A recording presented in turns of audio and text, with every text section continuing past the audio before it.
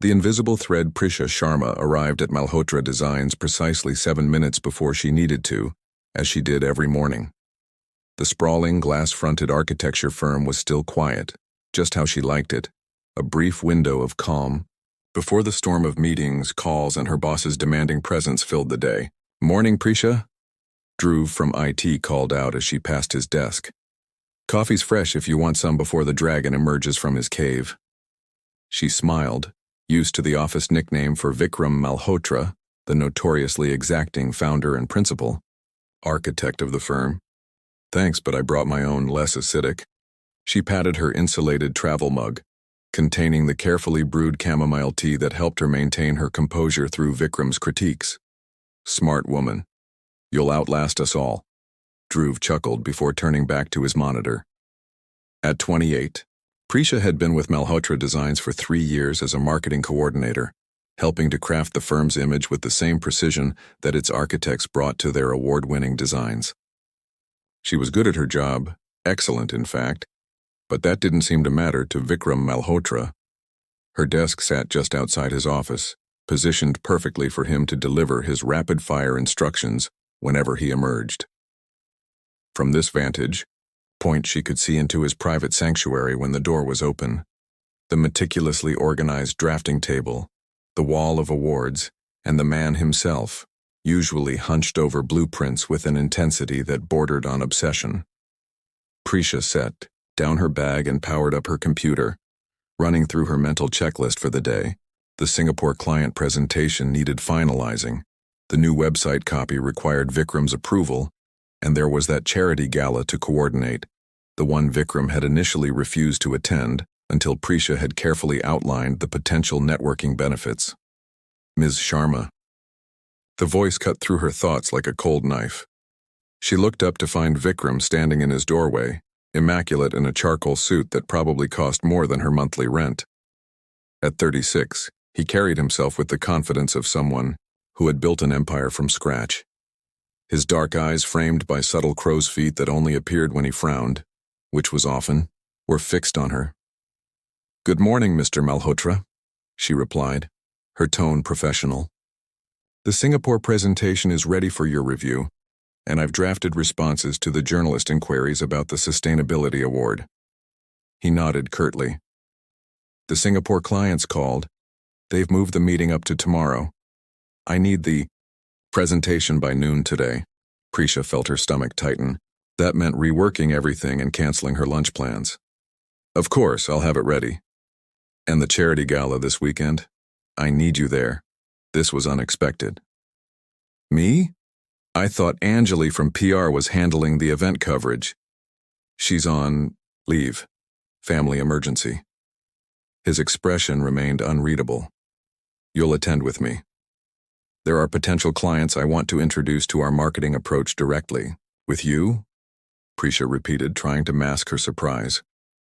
In 3 years, she'd never been asked to accompany him to an event. She was the behind-the-scenes person, the one who made things happen from the office while others represented the firm in public. "Is that a problem?" His eyebrow arched slightly, a challenge. "No, not at all," she recovered quickly. "I'll prepare briefing notes on the attendees." "Good." He turned to go back into his office, then paused. "And Ms. Sharma, wear something appropriate. This is the Architectural Heritage Foundation, not a casual affair." Prisha felt heat rise to her cheeks. "I understand professional dress codes, Mr. Malhotra." For a moment something flickered across his face. Was it amusement? But it vanished as quickly as it had appeared. "Noon for the Singapore presentation," he reminded her, then disappeared into his office. Later that day, as Prisha worked through lunch at her desk, her phone buzzed with a message from her roommate Zara. "How's life with the Ice King today?" Prisha sighed and typed back, demanding as ever. "Now I have to attend some fancy gala with him this weekend." Zara's response was immediate. "Wait, like a date?" "God, no," Prisha replied. "Business, always business." That man wouldn't recognize a personal connection if it slapped him in the face. He probably sleeps in a suit and dreams in blueprints. But as she sent the message, Prisha glanced toward Vikram's office. Through the glass wall, she could see him on a call, gesturing at something on his computer with one hand while the other raked through his dark hair. A rare moment of dishevelment. For just a second, he looked almost human. Then he caught her, looking, and his expression hardened. He gestured for her to come in, pointing at his watch. Prisha squared her shoulders and gathered her notes. Whatever momentary glimpse of humanity she thought she'd seen was surely just her imagination. Vikram Malhotra was exactly what everyone said. Brilliant, demanding, and completely closed off to anything but the pursuit of architectural perfection. What she couldn't know was how wrong she was, and how soon she would discover the truth. Blueprints. Of the past, the charity gala for the Architectural Heritage Foundation transformed the Museum of Contemporary Art into a wonderland of light and shadow. Installations crafted by the city's finest architects created an ever-shifting landscape within the Grand Hall, while Mumbai's elite mingled among them, champagne flutes glinting like stars. Prisha smoothed down her midnight blue silk dress for the 5th time that evening. She'd spent far too much of her savings on this outfit, a fact she tried not to dwell on as she spotted yet another designer gown that probably cost as much as her annual salary. Still, she felt confident in her choice. The dress was elegant without being showy, professional while still allowing her to blend with the glamorous crowd. What she hadn't anticipated was Vikram's reaction when he'd picked her up in his sleek Audi. His momentary pause, the slight widening of his eyes before he'd quickly composed himself and offered a terse, "You look appropriate," had left her strangely unsettled. Now, as she watched him across the room conversing with a renowned urban planning expert, Prisha couldn't help but notice how different he seemed in this setting. Still commanding, yes, but there was an ease to his movements, a genuine passion that animated his features when he discussed architecture. It was as if he became another person entirely away from the office, someone almost approachable. First, time seeing the boss in his natural habitat? A voice startled her from her observations. Prisha turned to find an elegant older woman with silver-streaked black hair watching her with amusement. "I'm sorry, I was just observing," the woman finished for her. "Nothing wrong with that. I'm Devika Rai, by the way. Old friend of Vikram's family." "Prisha Sharma," she replied, accepting the handshake. "I work in marketing at Malhotra Designs." Devika's eyes lit with recognition. "Ah, so you're Prisha. I've heard about you." Prisha blinked in surprise. "You have?" "Vikram mentions your work occasionally, says you've revolutionized their approach to client engagement." She smiled knowingly. "High praise from him, I assure you." Before Prisha could process this unexpected information, Vikram materialized beside them, his expression unreadable as ever. "Devika, I see you've met Ms. Sharma." "Indeed I have," Devika replied with a mischievous glint in her eye. "I was just telling her how you speak of her work." Something tightened in Vikram's jaw. "Prisha is an invaluable asset to the firm," he said formally, then quickly changed the subject. "The Chaudharys have arrived. They're considering us for their heritage restoration project." "Duty calls?" Devika sighed dramatically. "Lovely meeting you, Prisha.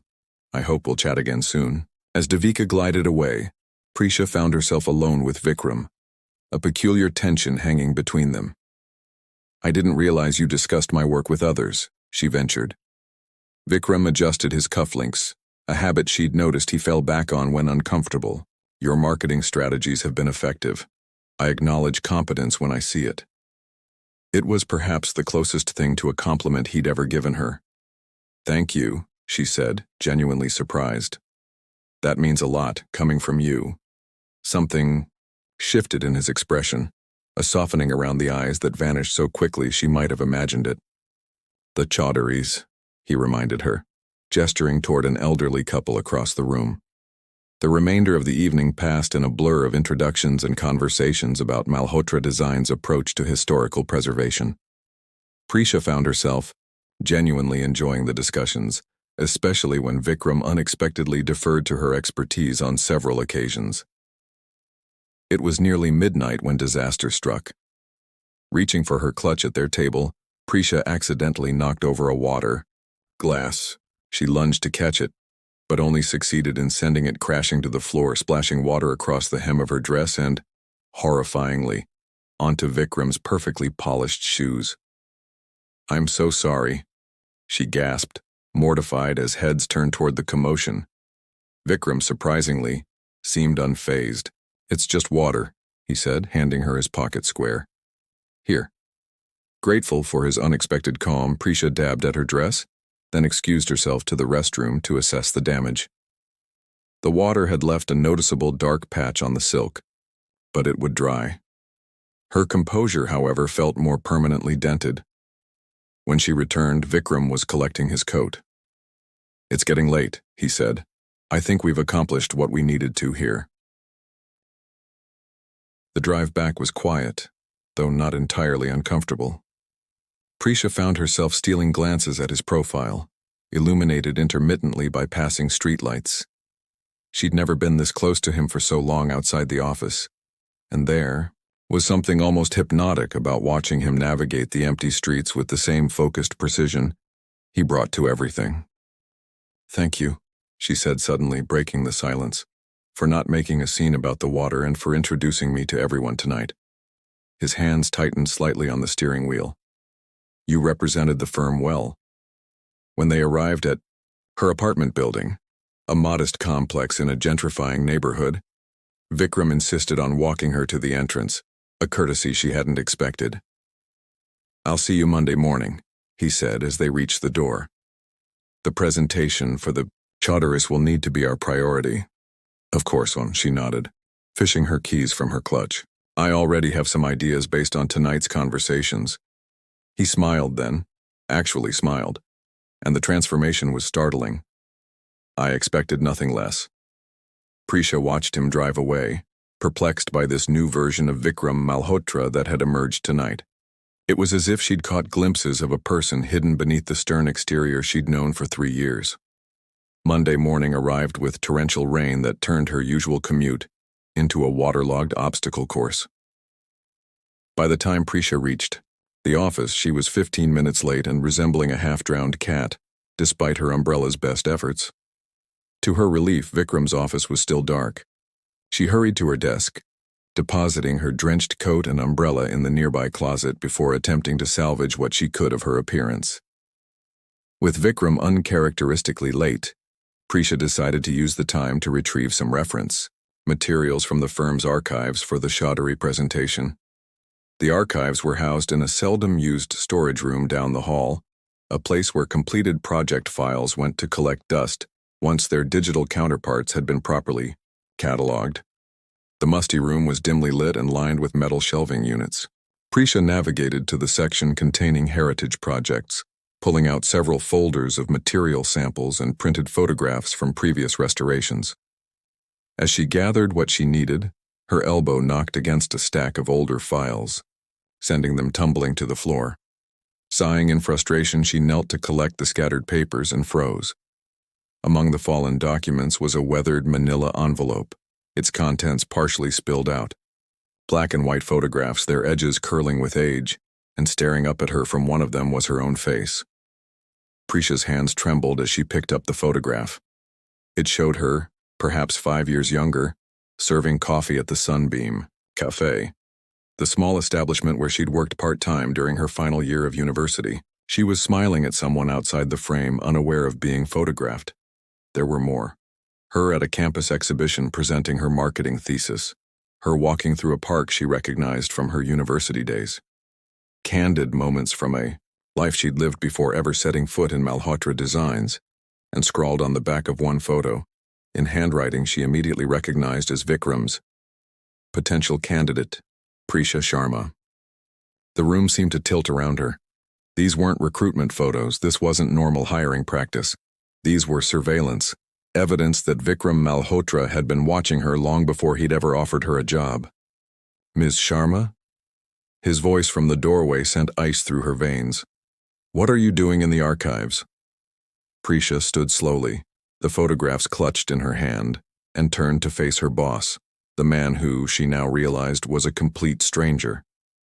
"Think," she said, her voice steadier than she felt. You have some explaining to do. Foundations revealed. The silence between them stretched like an architectural span, testing the limits of physical possibility. Vikram stood frozen in the doorway, his usually impassive face betraying a rare emotion. Alarm. "Where did you find those?" he finally asked, his voice unnervingly quiet. Prisha held up the photographs, her hand surprisingly steady despite the thundering of her heart. "They fell out when I was looking for the Heritage Project references. Care to explain why you have surveillance photos of me from years before I worked here?" Vikram's gaze darted from the photos to her face, then to the open door behind him.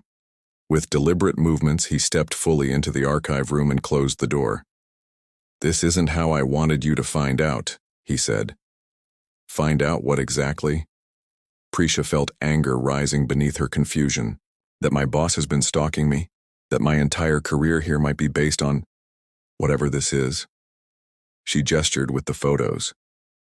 Vikram ran a hand through his immaculately styled hair, disrupting it in a way she'd rarely seen. "It's not what you think? Then what is it? Because from where I'm standing, this looks incredibly disturbing." He moved toward the small table in the corner of the archive room, pulling out a chair. "Sit, please. This will take some explaining." Against her better judgment and perhaps against her self-preservation instincts, Prisha sat. She placed the photographs on the table between them, a damning exhibit. Vikram remained standing, as if too agitated to sit. "5 years ago," he began, "I was working on the Riverside Cultural Center project. Do you remember it?" "Of course," Prisha replied, the non sequitur throwing her momentarily. "It was your breakthrough project, the one that put Malhotra Designs on the map internationally." He nodded. "I was working impossible hours, practically living at the construction site. There was a small cafe nearby. Sunbeam," Prisha supplied, the pieces beginning to connect. "Yes, I'd go there every morning. You were always working the early shift." Prisha remembered those dawn hours at the cafe during her final year of university. The quiet regulars, the rhythm of the espresso machine, the way the morning light would gradually transform the space. Had he been there all along, watching her? "You never spoke to me," she said. "I would have remembered you." A ghost of a smile touched his lips. "I wasn't particularly memorable then. Just another sleep-deprived architect with coffee stains on his cuffs." He paused. "But I remembered you." "Why?" Vikram finally sat down across from her, his posture still rigid. "You had a customer, an elderly professor type. He would come in every Tuesday and Thursday, always ordered the same thing, always left without a word. Then one morning, he collapsed just outside the door." The memory rushed back to Prisha with startling clarity. "Professor Mehta. He had a stroke. You ran out after him," Vikram continued. "You called the ambulance, stayed with him, held his hand and kept talking to him until help arrived. Then you went back inside, finished your shift, and took your marketing final exam that afternoon." Prisha stared at him, unsettled by the precision of his recollection. "How do you know about my exam?" "You told the paramedics you couldn't go to the hospital because you had a final. You asked them to call you with updates." He looked down at his hands. "I overheard. I was impressed by your composure, your ability to balance compassion with practicality." "So you started following me?" Prisha couldn't keep the edge from her voice. "No." He looked genuinely horrified. "Nothing like that. I asked the cafe owner about you, Javed. He mentioned you were a marketing student with exceptional people skills. It stuck with me." Prisha remembered Javed, a kind man who'd been more mentor than boss. "That doesn't explain these," she said, tapping the photographs. Vikram sighed deeply. "A year later, when the Riverside project was completed, I was expanding the firm. We needed someone in marketing who understood both the creative and human elements of architecture. Someone who could translate our technical vision into something clients could connect with emotionally. And you remembered the coffee girl who was good with people," Prisha said flatly. I remembered a marketing student who demonstrated exceptional emotional intelligence and crisis management. He corrected. I asked Javed if he knew what had happened to you. He'd kept in touch and mentioned you were struggling to find work in your field. Prisha's mind flashed back to that difficult period after graduation. The endless applications, the unpaid internships, the growing desperation. So the firm hired a private investigator to vet me? Not exactly. Vikram looked uncomfortable. We have a standard vetting process for potential hires. Background checks, portfolio reviews. The investigator took these as part of confirming your employment history. The photos should have been destroyed after verification, but you kept them, Prisha finished. Why? The question hung between them. Vikram's gaze dropped to the table, then slowly rose to meet hers. Something in his expression made her breath catch. A vulnerability she'd never seen in him before. Because I couldn't believe someone with your talent was being overlooked, he said quietly. Your marketing thesis on emotional architecture was brilliant, far ahead of what practitioners were discussing. You understood that buildings aren't just structures. They're experiences, memories, feelings made tangible. Prisha felt her anger faltering, confusion taking its place. You read my thesis? It was publicly available in your university's repository. After reviewing it, I knew you were exactly what Malhotra Designs needed. He gestured to the photos. These should have been destroyed. Keeping them was inappropriate, and I apologize for that. But my interest was professional, not... He trailed off, clearly uncomfortable. Then why not tell me any of this? Prisha demanded. Why maintain this cold, distant facade for 3 years if you supposedly admired my work so much? Vikram stood abruptly and paced to the shelving unit, his back to her. Because I didn't want to influence your career trajectory with personal bias. What does that mean? He turned back to face her, his expression pained. The day I interviewed, I already knew I wanted to hire you, but I was concerned that my admiration might cloud my professional judgment. I feared others would think you were hired for reasons other than merit if I showed any favoritism. So, you overcompensated by being particularly harsh with me, Prisha realized. Years of critical feedback and minimal praise suddenly cast in a new light. I wanted to ensure you succeeded on your own terms, Vikram said.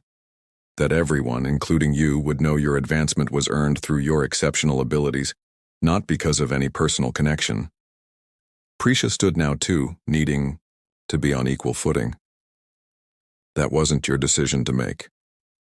You manipulated my career, my perception of myself, all while hiding this history between us that I didn't even know existed. You're right, he admitted, surprising her. It was wrong. I convinced myself it was for the best, but I should have been transparent from the beginning. The acknowledgement disarmed her, somewhat. Prisha studied him, seeing past the polished exterior to the conflicted man beneath. What did Devika mean at the gala? About you speaking of my work?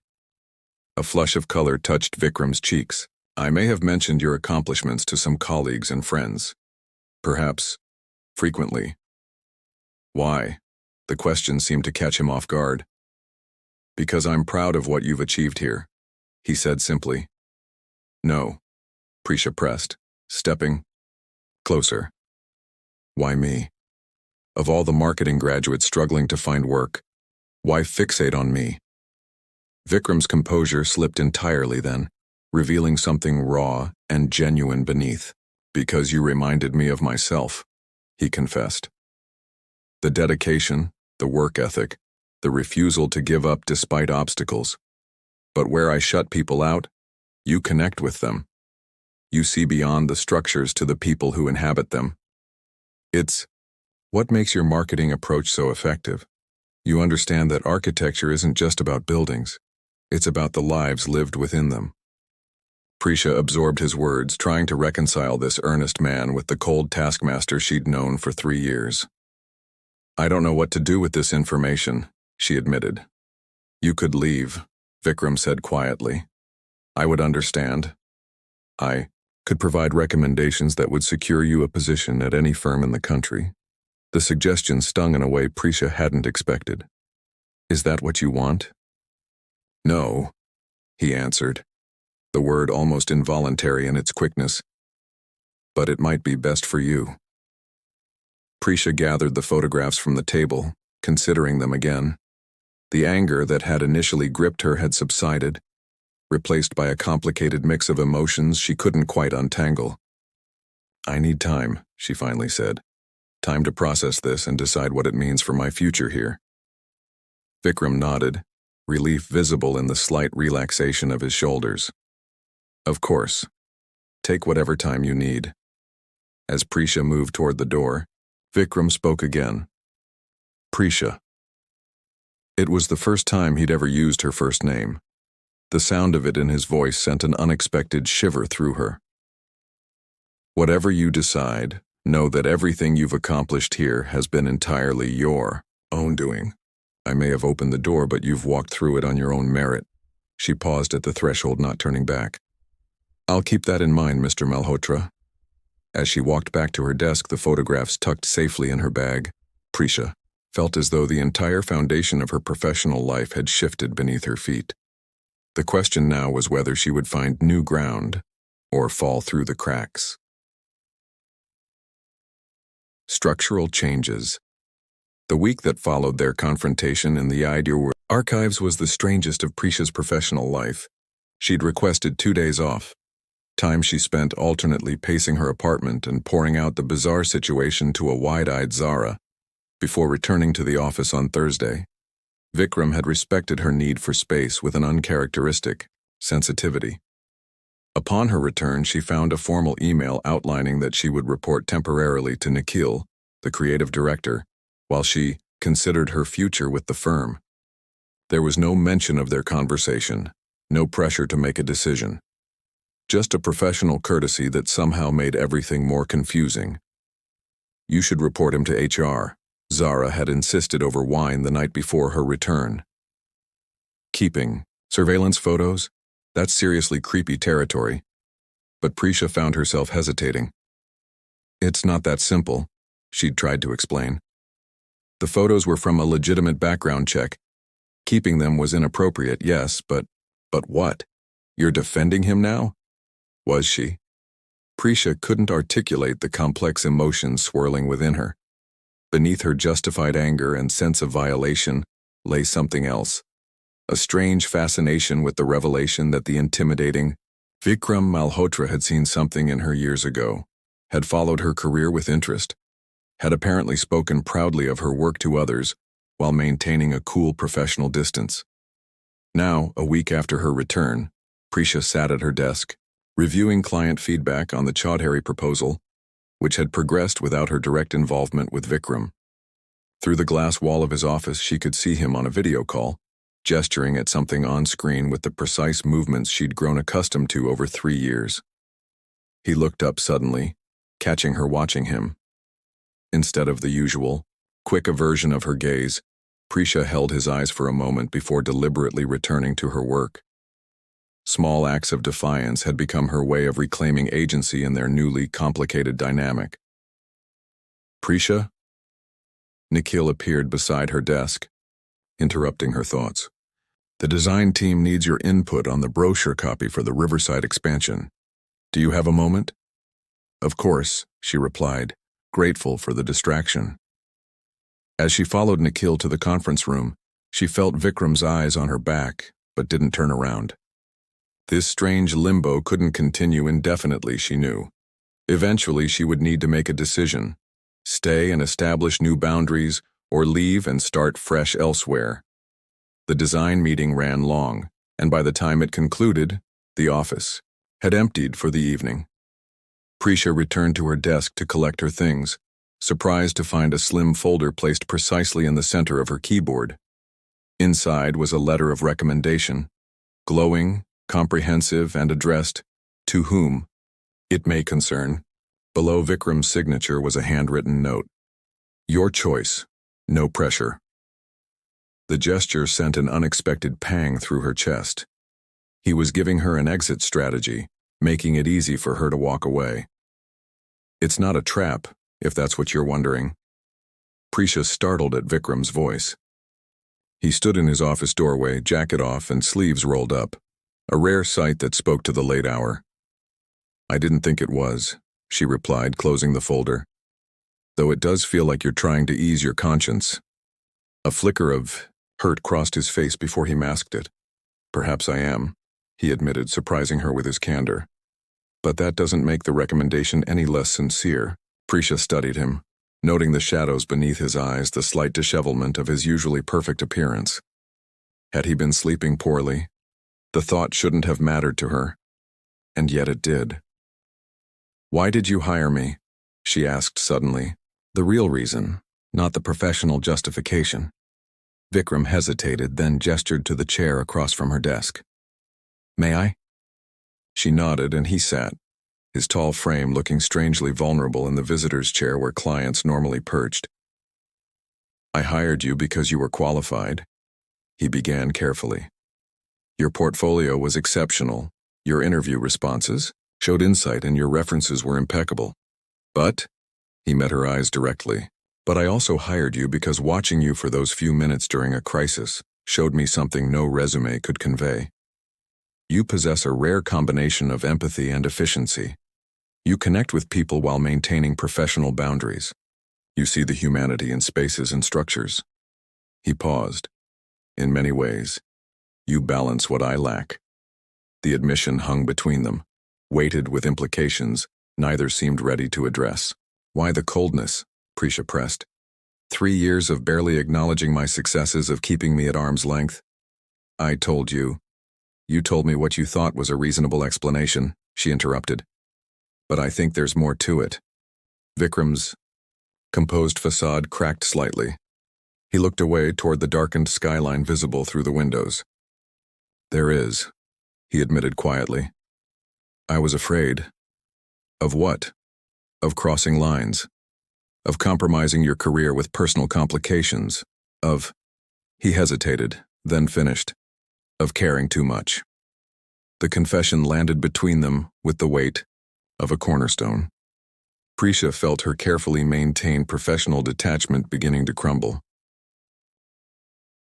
"You could have trusted me with the truth," she said softly. "Let me make my own decisions about the risks." "I know that now." He looked genuinely regretful. "For someone who designs spaces to connect people, I've never been particularly adept at human connection myself." The irony wasn't lost on Prisha.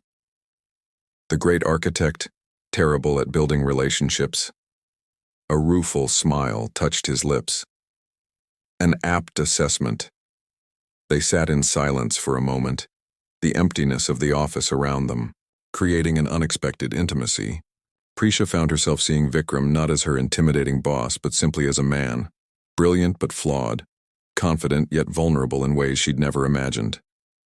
"I haven't made a decision yet," she finally said, tapping the recommendation folder. "About staying or going?" Vikram nodded. "I understand. Take all the time you need. But in the meantime," she continued, "I think we need a new working arrangement. If I'm going to stay, even temporarily, things need to change." He straightened in his chair, shifting seamlessly into problem-solving mode. "What did you have in mind?" "Transparency," Prisha stated firmly. "Complete honesty between us going forward. No more secrets, no more hidden agendas or motivations, and acknowledgement of my work. Not just criticisms, but recognition when it's deserved." "That's entirely reasonable," Vikram agreed, looking almost relieved at the concrete parameters. "Anything else?" Prisha hesitated, then decided to push further. "Yes, I want to understand you better. The real Vikram Malhotra, not just the perfectionist CEO everyone tiptoes around. If I'm going to make an informed decision about my future here, I need to know who I'd actually be working with." Something vulnerable flickered in his eyes. "That's less straightforward." "I'm not asking for your deepest secrets," Prisha clarified. "Just coffee, conversation, a chance to see beyond the suits and the stern exterior." "Coffee," he repeated, as if testing the word. "Like colleagues. Like two people trying to figure out if they can work together effectively," she corrected. "Vikram, considered this, then nodded slowly. I can do that. He glanced at his watch. It's late, but there's a place around the corner still open, unless you have other plans. The spontaneous invitation caught Prisha off guard. Now? Unless you prefer to schedule it formally, he said, a hint of his usual precision returning. Something about his awkward attempt at casualness made Prisha smile despite herself. Now works, she decided, reaching for her bag. Lead the way. Mr. Malhotra. Vikram, he corrected gently. If we're having coffee after hours, I think first names are appropriate. The small cafe was nearly empty when they arrived, the late hour ensuring a privacy that would have been impossible during the day. They settled at a corner table, the familiar ritual of ordering coffee suddenly strange in this new context. So, Prisha said once their drinks arrived, tell me something about yourself that I wouldn't know from working with you for 3 years. Vikram looked momentarily thrown by the directness of her request. He wrapped his hands around his mug, black coffee, no sugar, predictably, and considered. I failed my first design studio course in architecture school, he finally offered. Prisha nearly choked on her latte. You're joking. I'm not, he assured her, a hint of amusement in his eyes at her reaction. I was too rigid, too focused on technical perfection. My professor said I designed buildings people would admire but never love. And what changed? I almost quit, he admitted. Then I spent a summer traveling through rural villages in Gujarat, studying vernacular architecture. Buildings created without architects, shaped purely by human need and environmental response. I saw families with nothing create spaces of incredible warmth and functionality. His expression softened with the memory. It changed everything about how I approached design. Prisha leaned forward, genuinely fascinated. Is that why the Riverside Cultural Center incorporates so many traditional elements? You noticed that? He looked pleased. Of course. The courtyard layout, the relationship between indoor and outdoor spaces. It's not just aesthetic, it's about how people naturally gather and move. Something shifted in Vikram's expression, a warmth that transformed his features. That's exactly it. Most people just see the modern facade, the clean lines. You saw the intention beneath. The conversation flowed with surprising ease after that. Vikram spoke about his childhood in a small apartment above his father's struggling tailor shop, his scholarship to architecture school, the lean years of starting his own firm instead of joining an established one. Prisha shared stories of her university days, her initial dreams of working in fashion marketing, the financial pressures that had led her to take the cafe job where he'd first seen her. 2 hours passed before either noticed the time. The cafe was closing around them, the barista politely stacking chairs on tables. As they stepped out into the cool night air, Prisha felt disoriented, not by the late hour, but by the strange new territory they'd entered. The man walking beside her was both familiar and utterly new, the harsh contours of her boss now softened by human detail. I'll call you a car, Vikram said, reaching for his phone. It's fine, the metro is still running, he frowned. It's past midnight. I've taken later trains, she assured him.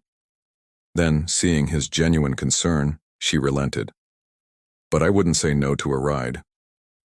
While they waited for the car, a comfortable silence settled between them. Prisha found herself studying his profile in the glow of the streetlights, noticing details she'd never allowed herself to observe before. The slight crease between his brows that spoke of years of concentration, the way his mouth naturally curved slightly upward at one corner. Thank you, she said suddenly, for tonight, for being honest. Vikram turned to her, his expression open in a way she'd never seen at the office. It was easier than I expected, he admitted. Talking to you. The car arrived, interrupting the moment. As Prisha moved to open the door, Vikram spoke again. Prisha, whatever you decide about your position at the firm, I'm glad we had this conversation. You deserve the truth, and more than that, you deserve to be seen. Not just as an employee, but as the remarkable person you are. The words settled around her heart with unexpected weight. "Good night, Vikram," she said softly, before sliding into the car. As she watched his figure recede through the rear window, Prisha realized the decision before her had grown infinitely more complicated. Because beneath the sense of professional betrayal and the lingering questions about his methods lay a new and unsettling awareness. She was beginning to care about Vikram Malhotra in ways that had nothing to do with their working relationship. And that realization was far more terrifying than any secret from the past. The final design 2 weeks after their late-night coffee conversation, Malhotra Designs was buzzing with nervous energy. The Singapore clients had arrived for the final presentation, and everyone from the junior drafters to the executive team moved with the heightened awareness of performers before a crucial show. Prisha stood in the conference room, making final adjustments to the presentation materials. The project was significant, a sustainable mixed-use development that could cement the firm's reputation in the Asian market. More personally, it represented the first major project she and Vikram had collaborated on since their relationship had transformed. And transformed it had, though in ways neither of them had fully articulated. The rigid hierarchy that had defined their interactions for 3 years had given way to something more fluid and genuine. Vikram still maintained his exacting standards, but now his critiques came with context and his approvals with specific praise. For her part, Prisha had discovered the freedom to challenge his ideas directly, often leading to solutions neither would have reached alone. The office had noticed. Whispers and speculative glances followed them through the corridors, though nothing improper had occurred. They'd simply found a new way of working together, one built on mutual respect and a growing understanding that continued to deepen with each project meeting, each shared lunch, each late evening discussing design philosophy, rather than just deliverables. "Everything ready?" Vikram's voice came from the doorway. Prisha turned, taking in his appearance. He wore his client armor as she'd come to think of it, the impeccably tailored charcoal suit that added an extra layer of authority to his already commanding presence. "Almost," she replied, adjusting the presentation booklets one final time. "The sustainability metrics have been updated with the latest calculations, and I've incorporated the cultural context slides we discussed." He nodded, moving to stand beside her at the table. "You seem calm." "Appearances can be deceiving," she admitted with a small smile. "But I believe in this proposal. It's solid." "More than solid," Vikram corrected. "It's exceptional. Your marketing approach transformed how we presented the entire concept." The compliment, delivered with straightforward sincerity rather than his former reluctance, still caught her slightly off guard. She'd been adjusting to this new Vikram who spoke his mind without filtering his praise through layers of professional distance. "We make a good team," she said simply. Something flickered in his eyes, a depth of feeling that sent a now familiar warmth through her chest. They'd been dancing around this growing connection for weeks, neither quite ready to acknowledge how far beyond professional respect it had evolved. "Yes," he agreed quietly. "We do." The moment stretched between them, filled with unspoken possibilities. Then Nikhil appeared at the door, breaking the spell. "They're here," he announced. "Reception just called up." Vikram straightened, his professional mask sliding back into place. "Let's go greet them." The presentation unfolded with the precision of a well-rehearsed performance. Vikram led with the architectural vision, Prisha followed with the marketing and community integration strategy, and the design team elaborated on technical specifications. The Singapore clients, initially reserved, gradually leaned forward with increasing interest as the presentation progressed. When they reached the final slide, the lead client, Mr. Tan, sat back and exchanged glances with his colleagues before addressing Vikram. "Your technical proposal is impressive, Mr. Malhotra, but what truly stands out is how you've integrated the cultural narratives of the neighborhood into both the design and the marketing approach." He nodded toward Prisha. "Most firms present us with beautiful buildings. You've presented us with a story that happens to take the form of architecture." Pride surged through Prisha as Vikram replied, "That perspective comes directly from Ms. Sharma's influence on our process, She's transformed how we communicate our vision. The meeting concluded with handshakes and promises of contract discussions to begin the following week. As the clients departed, the office erupted in subdued celebration, the restrained professional equivalent of a victory dance. "Dinner for the team at Indigo tonight," Vikram announced to the gathered staff. "We've earned it." Hours later, as evening settled over the city, Indigo restaurant hummed with the relaxed conversation of the Malhotra Designs team. The private dining room overlooked the harbor, the lights of ships and distant buildings twinkling against the darkening sky. Prisha found herself seated beside Vikram at the long table, their colleagues engaged in animated discussions around them. "You were brilliant today," he said quietly, his voice pitched for her ears alone. "We all were," she deflected, though pleasure at his words warmed her. "Accept the compliment, Prisha," he chided gently. "Your contribution was pivotal, and you know it." She smiled, acknowledging the truth of it. "Thank you." As dinner progressed and wine flowed freely, the team gradually dispersed into smaller conversation groups. Nikhil was regaling the junior architects with tales from his days working in Barcelona, while the design team had fallen into a friendly debate about sustainable materials. Somehow, in the natural shifting of conversations, Prisha and Vikram found themselves relatively isolated at their end of the table, speaking in low voices about everything and nothing, from their childhoods to their dreams for future projects. "I never asked," Prisha said suddenly. "What made you keep those photos?" The honest answer. Vikram paused, his expression growing thoughtful. The question had remained unspoken between them through all their recent conversations, a final piece of the puzzle neither had been ready to confront. "Hope," he finally answered, the unexpected word hanging between them. "In those early days of the firm, when everything felt precarious and I was second-guessing every decision, seeing someone with your determination, your resilience, it gave me hope." He rotated his wine glass slowly. "I kept the photos as a reminder that even when things seemed impossible, people like you existed, people who didn't give up." The raw honesty of his answer caught Prisha off guard. "And later, when I was actually working for you?" His eyes met hers, unguarded in a way she'd only glimpsed in fragments before. "I kept them because I was afraid." "Of what?" "Of forgetting why I hired you in the first place," he admitted. "Of allowing our professional relationship to overshadow what I saw in you that day at the cafe, your humanity, your compassion. I was afraid of becoming so focused on the firm's success that I'd lose sight of the qualities that actually make success meaningful." Prisha absorbed his words, feeling something shift and settle within her.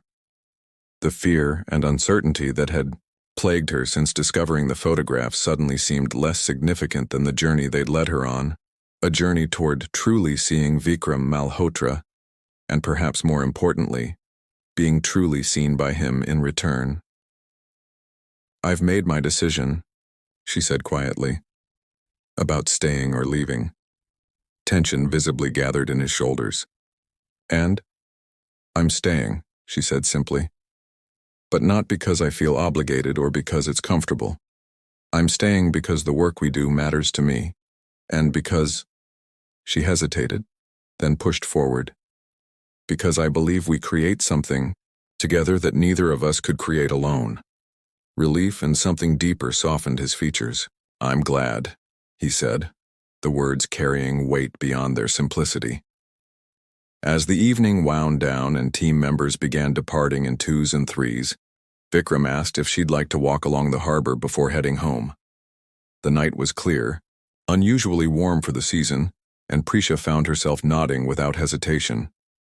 They strolled in comfortable silence along the waterfront promenade, the rhythmic sound of waves against the shore creating a peaceful backdrop. The city's skyline, including several buildings bearing Vikram's architectural signature, glittered across the water. "What do you see when you look at them?" Prisha asked, nodding toward the illuminated structures. "Your buildings, I mean. Do you see the technical achievements, the design solutions, or something else?" Vikram considered the question seriously. "I used to see only the flaws, the compromises forced by budgets or regulations. The details I wish I could change. He paused. Now I try to see them through the eyes of the people who inhabit them, the lives unfolding within the spaces I've created. That's what drew me to architectural marketing, Prisha admitted. Not just the buildings themselves, but the human stories they contain and enable. They'd stopped walking, facing each other in the gentle glow of the promenade lights. Behind Vikram, one of his most celebrated designs rose against the night sky. The Riverside Cultural Center where their paths had first unknowingly crossed. Prisha, he said, her name carrying a weight of unspoken meaning. These past weeks, working with you as equals rather than just as employer and employee, it's changed how I see not just my work but myself. I feel the same, she acknowledged softly. It's as if I'm finally seeing the real structure beneath the facade, both yours and mine. He smiled at the architectural metaphor. An apt description. Then, more seriously, where do we go from here? The question hung between them, laden with possibilities. Prisha knew they stood at a threshold, one that, once crossed, would fundamentally alter their relationship in ways that couldn't be undone. That depends, she said carefully. What do you want, Vikram? Beyond the professional. Collaboration? He took a deep breath as if gathering courage. I want to know you, not just as a brilliant marketing strategist or as the compassionate person I glimpsed years ago, but as Prisha in all your complexity. I want to build something real with you, something that exists outside the walls of Malhotra Designs. The honesty of his words touched something deep within her. And the professional complications, the office gossip, the potential accusations of favoritism, all valid concerns, he acknowledged. But I've spent 3 years trying to maintain perfect professional boundaries, and all it did was create walls between us. I'm tired of walls. He gestured to the buildings around them. I spend my days designing spaces that bring people together. Isn't it time I applied that philosophy to my own life? Prisha smiled at the irony. The architect, finally learning to build relationships instead of just structures. With the right partner, he added, his eyes never leaving hers. The implication was clear, the choice now hers to make. Prisha thought of the journey that had brought them here, from the anonymous cafe interaction years ago, through the professional distance, the shocking discovery, the careful rebuilding of trust, to this moment of possibility. I think, she said slowly, that the most innovative designs often begin with reimagining traditional boundaries. Vikram stepped closer, his expression open and vulnerable in a way she'd never seen before their confrontation in the archives. Is that a yes? Instead of answering with words, Prisha closed the remaining distance between them. Their lips met in a kiss that felt simultaneously like a beginning and a culmination, the final joining of a structure that had been carefully, if unknowingly, designed over years. When they eventually pulled apart, the city continued its nighttime rhythm around them, indifferent to the small but significant transformation that had just occurred on its shore. Two people, once connected by coincidence and kept apart by circumstance, now choosing to build something new together. What happens tomorrow? Prisha asked, practical concerns briefly surfacing through her happiness. At the office, I mean. Vikram took her hand, his thumb tracing circles on her palm. Tomorrow we do what architects and marketers do best. We adapt the design to changing conditions. We figure it out together. One step at a time, she agreed. As they turned to continue their walk along the harbor, Prisha glanced back at the skyline, at the physical manifestations of vision transformed into reality through persistence and craft. Whatever challenges lay ahead, she knew now that the most meaningful structures weren't built of concrete and steel, but of understanding, truth, and the courage to rebuild after foundations are shaken. Like the buildings they both loved, their story would continue to evolve, not a finished product, but a living space designed with intention, but open to the wonderful unpredictability of the lives unfolding within it.